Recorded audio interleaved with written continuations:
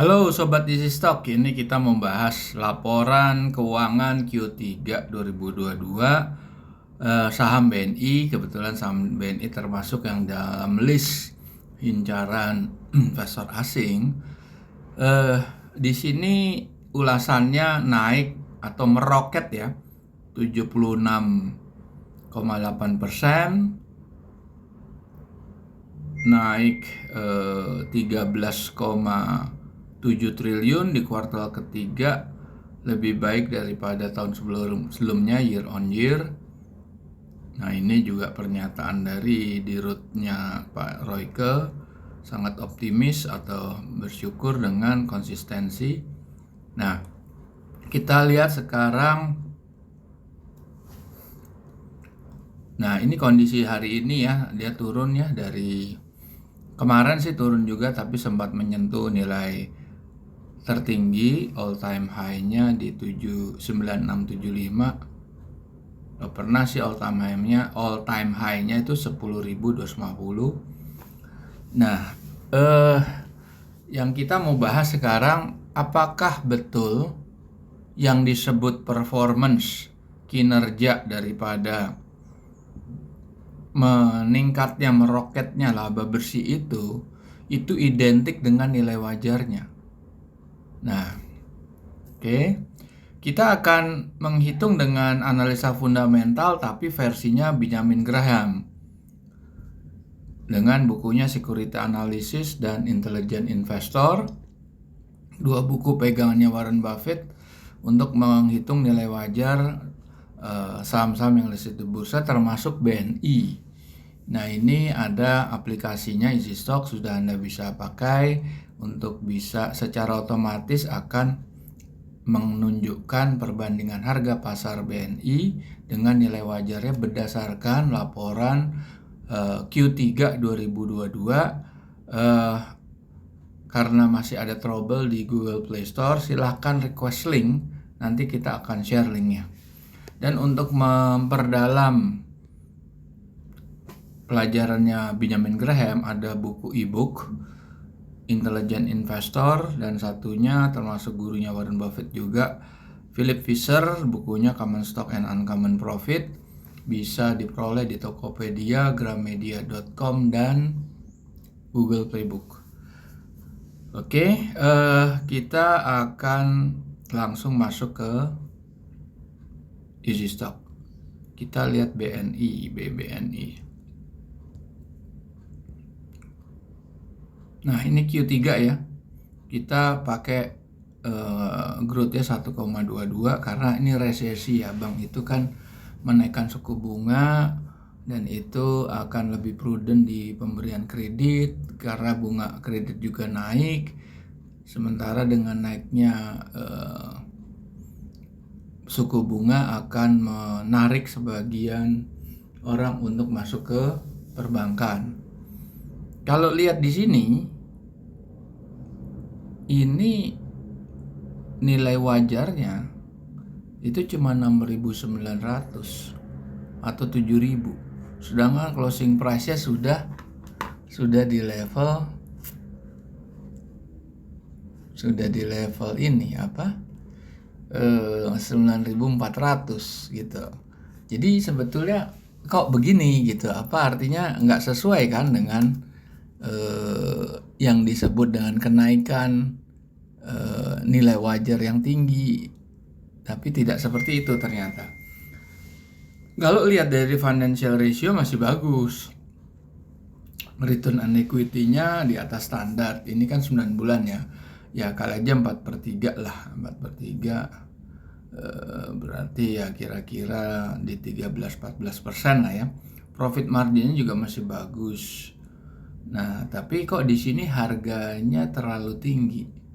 Oke, kita mau lihat kalau di tahun 2002, saya nggak tampilkan ya, di tahun 2021 ya, full year-nya itu nilai wajarnya sekitar 8.600. Waktu itu harganya masih sekitar 6.700. Dan nilai wajar terendahnya tuh 5.000. Nah, itu kalau di 2000. Kalau kita lihat di kuartal kedua, ini saya nggak buka ya, tapi itu tinggi dia, malah di level 13.000. Jadi sebetulnya dia di kuartal ketiga sebetulnya anjlok,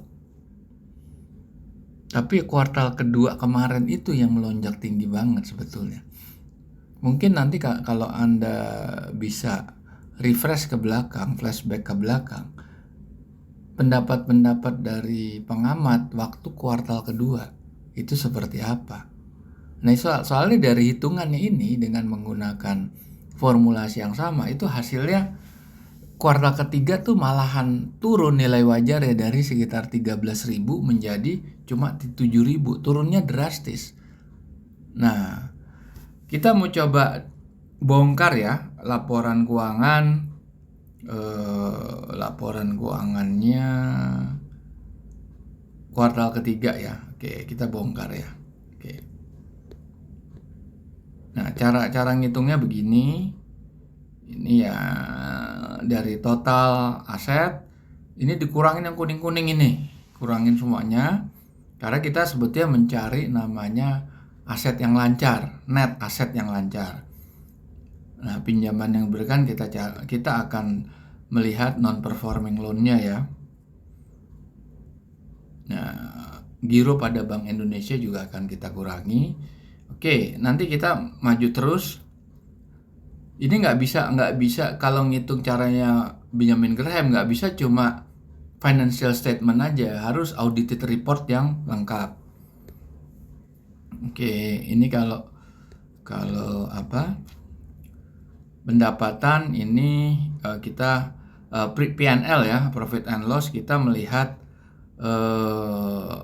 ininya di laba bersih sekitar 13,6 triliun ya.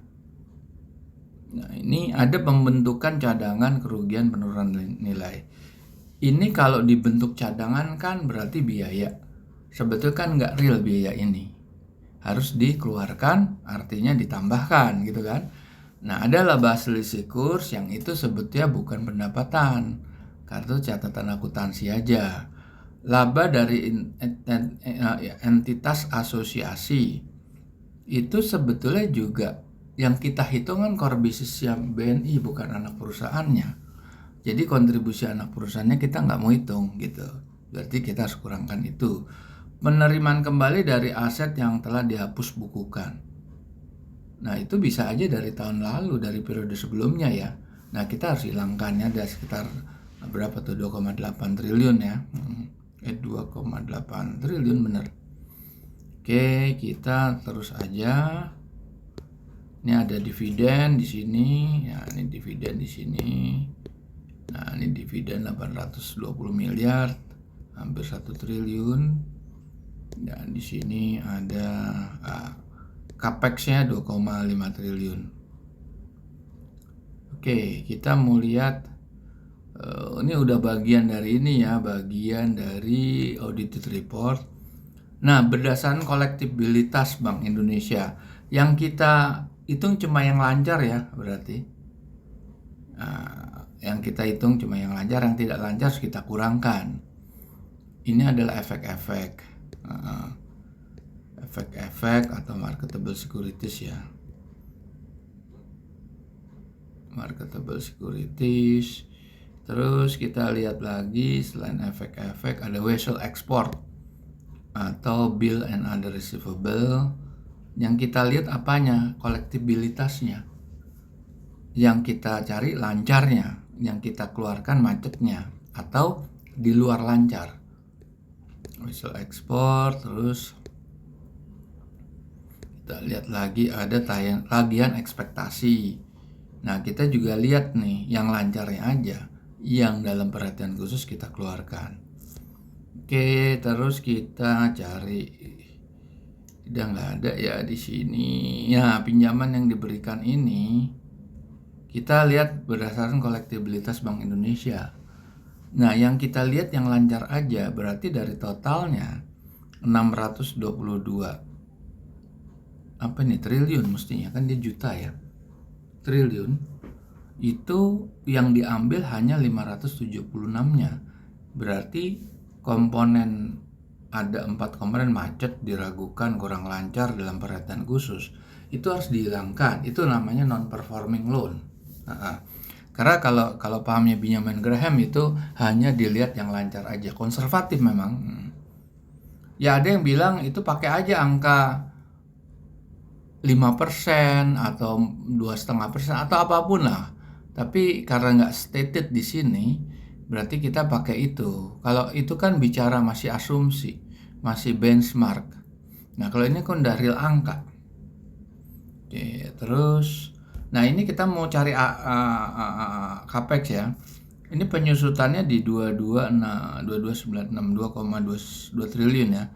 Capex-nya tuh 2,5 triliun. Tetapi di sini kita lihat aset dalam penyelesaian kan sebetulnya belum bisa dibukukan. Aset hak guna. Nah, sebetulnya bukan aset-aset kepemilikan kan. Nah, bisa Anda pakai 1,7 triliun atau 2,5 triliun. Nah, hitungannya akan kita pakai malah lebih konservatif lagi, lebih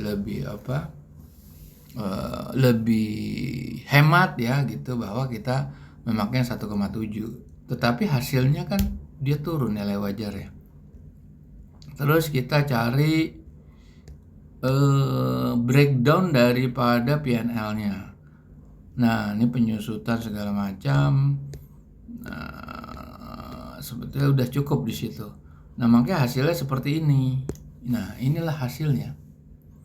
Jadi, kenapa ini berlawanan dengan pendapat ini ya, pendapat ya pengamat ya. Pengamat kan hanya melihat satu-satu sudut tanpa dievaluasi, tanpa dianalisa, tanpa dikalkulasi. Hanya labanya naik, selesai. Naik pasti bagus. Lo nggak bisa begitu. Naik pasti bagus kalau beban daripada neracanya itu berat. Ya kalau di sini kita lihat di sini ya. Net current assetnya 778. Dikurangin utang yang 800 triliun kan dia akan defisit neraca. Defisit neraca kan akan makan free cash flow. Jadi konsepnya adalah P&L digabung dengan neraca. P&L digabung sama balance sheet, ya kan? Itu kan logika berpikir untuk menghitung secara komprehensif. Bukan cuma EBITDA-nya aja, tapi neracanya nggak dihitung loh. Ini kalau terjadi kasus-kasus seperti itu, perusahaan grup Bakri yang syarat utangnya ratusan triliun, itu akan bagus terus nilai wajar ya kalau dia menghitungnya dengan cara begitu. Oke, kita akan jumpa lagi di video kami berikutnya. Terima kasih.